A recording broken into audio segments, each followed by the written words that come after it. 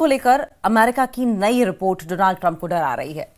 Iran ने ऐलान कर दिया है कि उसकी मिसाइल पावर दोगुनी हो चुकी है, दोगुनी की जा चुकी है और अब वो नई जंग लड़ने के लिए तैयार है।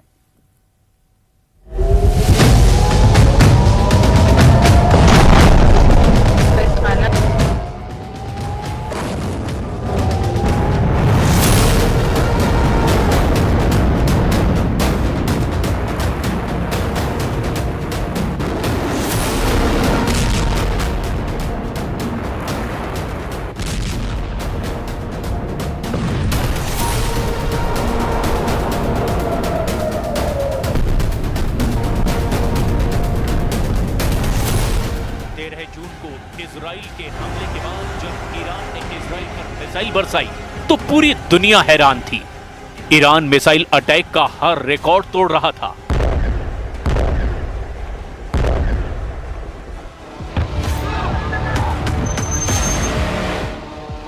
क्या तेल अवीव, क्या हाइफा और क्या इजराइल का डिफेंस सिस्टम, ईरान की मिसाइलों ने इजराइल के हर कवच को भेदा और बता दिया कि जब उसकी मिसाइल फायर होती है तो उन्हें रोकना ना इजराइल के बस की बात है और ना ही अमेरिका के।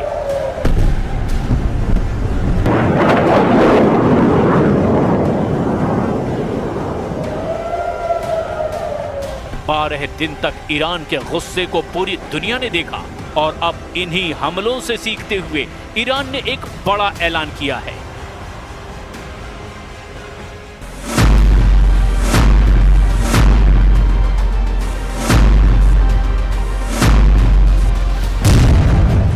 ईरान के रक्षा मंत्री ने कहा कि 12 दिन के युद्ध के बाद ईरान अब डबल ताकत के साथ युद्ध लड़ने के लिए तैयार है। अजीज नासिर जादेह के मुताबिक ईरान की मिसाइल पावर 2 गुना बढ़ा दी गई है। ईरान को लेकर बड़ी खबर इजराइल की मीडिया में भी छप रही है। खबर यह है कि ईरान ने अब दूसरे देशों में हथियार की फैक्ट्री बनानी शुरू कर दी है। हालांकि किस देश में, इसका जिक्र नहीं किया गया।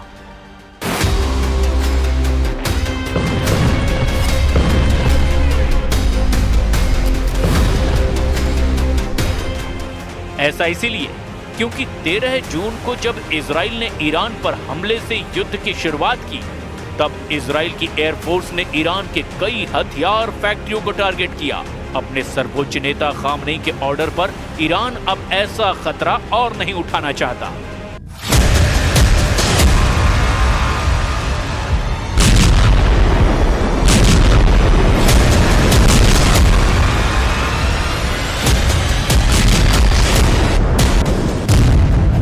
सवाल ये उठ रहा है कि अगस्त के आखिर या फिर सितंबर की शुरुआत में ईरान इजराइल की टक्कर फिर शुरू हो सकती है। एक तरफ नेतन्याहू गाजा पर चढ़ाई करने जा रहे हैं तो दूसरी तरफ ईरान खुद को नए युद्ध के लिए तैयार कर चुका है। ईरान के रक्षा मंत्री अजीज नासिर जादेह ने कहा कि अब ईरान के पास और घातक मिसाइल आ चुकी है। अगर इजराइल ने फिर हमला किया तो नई मिसाइल इस्तेमाल की जाएंगी।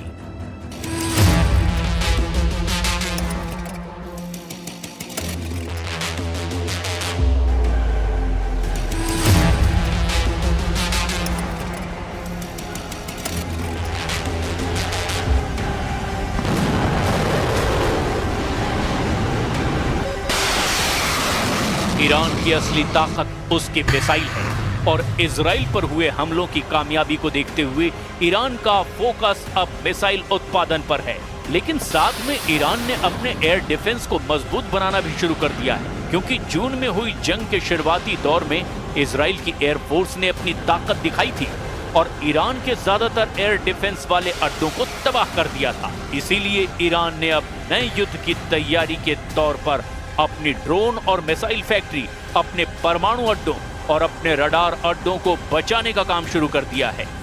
इसके लिए इन सभी ठिकानों को बेहतर डिफेंस सिस्टम से लैस किया जा रहा है ताकि इजराइल अगली बार हमला करे तो ऐसे ठिकानों को बचा लिया जाए।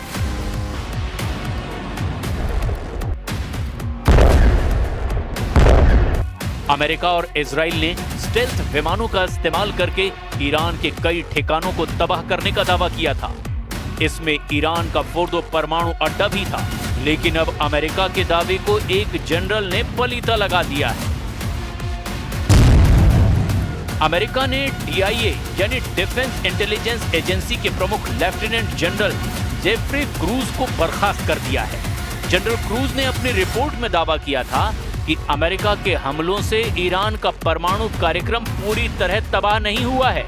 जनरल क्रूज के अलावा navy reserve chief vice admiral Nancy Lacore ने नेवी सील के प्रमुख रियर एडमिरल मिल्टन सेकंड्स को भी पद से हटा दिया है। ये खबर इस वक्त अमेरिका के हर बड़े अखबार और मीडिया में हेडलाइन बन चुकी है। ट्रंप प्रशासन ने जिस तरह इन अफसरों को पद से हटाया उसकी खूब आलोचना हो रही है, क्योंकि इन्होंने वैसे रिपोर्ट नहीं दी जैसी कि ट्रंप ने ईरान के परमाणु अड्डों पर बमबारी करने को लेकर दावा किया था। ट्रंप की सरकार में उन्हीं की खुफिया एजेंसी अगर ये दावा कर रही है कि ईरान का कुछ नहीं बिगड़ा, तो इससे एक बात साबित होती है, और वो ये कि न सिर्फ इजराइल बल्कि अमेरिका के पास भी ईरान के परमाणु कार्यक्रम को 100% खत्म करने की ताकत नहीं है। भले ही ट्रंप ने B-2 विमानों का इस्तेमाल किया, भले ही उसने दुनिया का सबसे बड़ा बंकर बस्टर बम गिराया, लेकिन जब खुफिया एजेंसी की रिपोर्ट कह रही है कि ईरान को बहुत ज्यादा नुकसान नहीं हुआ, तो अब आगे क्या होने वाला है? इजराइल पर ईरान के मिसाइल अटैक को रोकने में अमेरिका पहले ही अपने हाथ जला चुका है।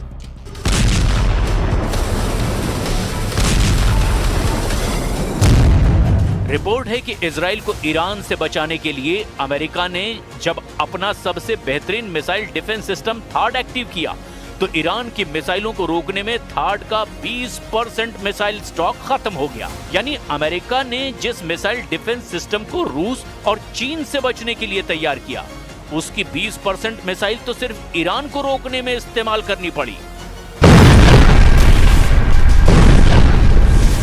नेतन्याहू की दरख्वास्त पर डोनाल्ड ट्रंप ने एक नहीं बल्कि दो थाड मिसाइल डिफेंस सिस्टम इजराइल में तैनात किए, और इनका इस्तेमाल उन 12 दिनों में जमकर हुआ जब ईरान और इजराइल के युद्ध को दुनिया ने तीसरे विश्व युद्ध की शुरुआत के तौर पर महसूस किया। थाड यानी terminal high altitude area defence, ये मिसाइल इंटरसेप्टर यानी मिसाइल रोकने वाला डिफेंस सिस्टम अमेरिका की कंपनी लॉकहीड मार्टिन ने बनाया है।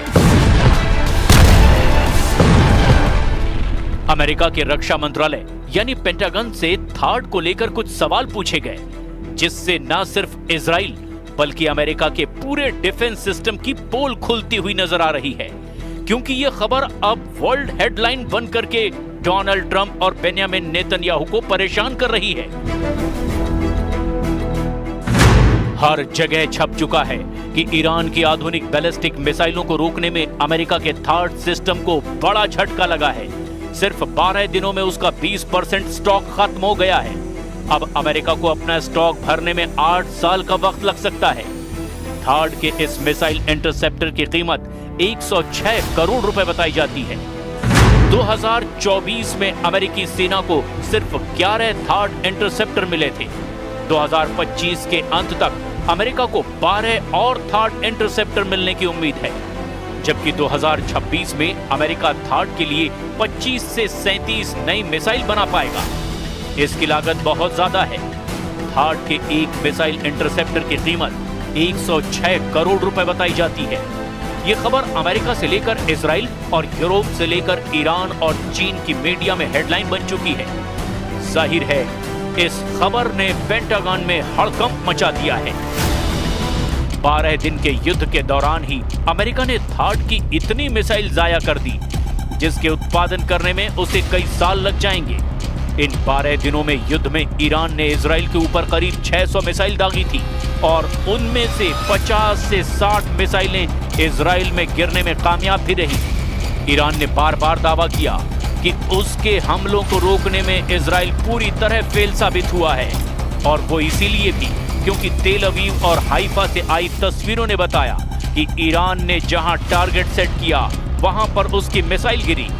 एक साथ इतने मिसाइलों का सामना करके दुनिया का कोई भी एयर डिफेंस सिस्टम या मिसाइल डिफेंस सिस्टम क्यों ना हो, वो घुटने के बल बैठने पर मजबूर हो जाएगा। और इजराइल में यही हुआ। ईरान ने 12 दिनों के युद्ध के दौरान बार बार बताया कि उसकी मिसाइल पावर को हल्के में ना लिया जाए। थार्ड को लेकर अमेरिका में जो रिपोर्ट आई, उस रिपोर्ट में बताया गया कि युद्ध से पहले अमेरिका के पास थार्ड की 650 मिसाइलों का स्टॉक था, लेकिन इजराइल और ईरान की जंग के दौरान उसको 150 से ज्यादा मिसाइलें फायर करनी पड़ी। रिपोर्ट में यह भी बताया गया कि ईरान ने जब कतर में अमेरिका के मिलिट्री अड्डे पर मिसाइल दागी, तब अमेरिका को अपनी 30 पैट्रियट मिसाइलों को लॉन्च करना पड़ा ताकि वो ईरान के हमलों को नाकाम कर दे, लेकिन उसमें भी वो पूरी तरह कामयाब नहीं हो पाया। रिपोर्ट के मुताबिक अमेरिका के थार्ड मिसाइल डिफेंस सिस्टम ने इजराइल के एरो 2 और एरो 3 इंटरसेप्टर के साथ में ईरान की 574 मिसाइलों में से 201 को तबाह किया। बाकी मिसाइलों को दूसरे डिफेंस सिस्टम ने नष्ट किया।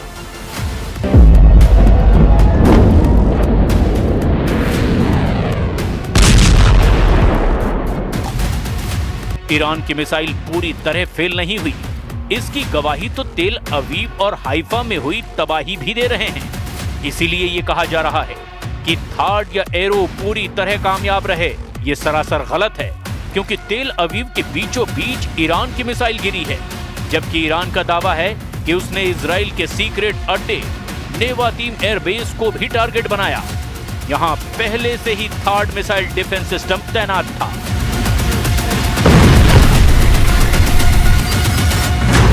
थार्ड 200 किलोमीटर की दूरी तक दुश्मन के किसी भी मिसाइल को मार सकता है। ये 150 किलोमीटर की ऊंचाई तक किसी भी मिसाइल को इंटरसेप्ट कर सकता है। अमेरिका के पास थार्ड की 7 बैटरियां हैं। एक बैटरी में 6 ट्रक माउंटेड लॉन्चर होते हैं। दुश्मन की मिसाइल को रोकने के लिए ये थार्ड सिस्टम के एक लॉन्चर से एक बार में 8 मिसाइल दागी जा सकती है, यानी पूरी बैटरी में कुल 48 इंटरसेप्टर मिसाइल होती हैं। इसे ऑपरेट करने के लिए 95 सैनिकों की जरूरत होती है।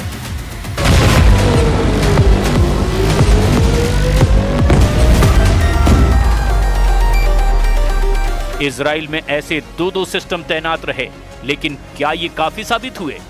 बिल्कुल नहीं।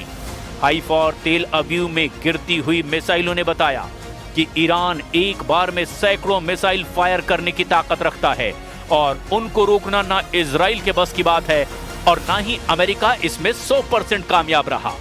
और अब ईरान ने अपनी मिसाइल पावर को 2 गुना करने का ऐलान किया है। ऐसे में समझा जा सकता है कि नया युद्ध हुआ या फिर जंग फिर शुरू हुई तो अमेरिका और इजराइल को ईरान से कैसे टक्कर मिलेगी।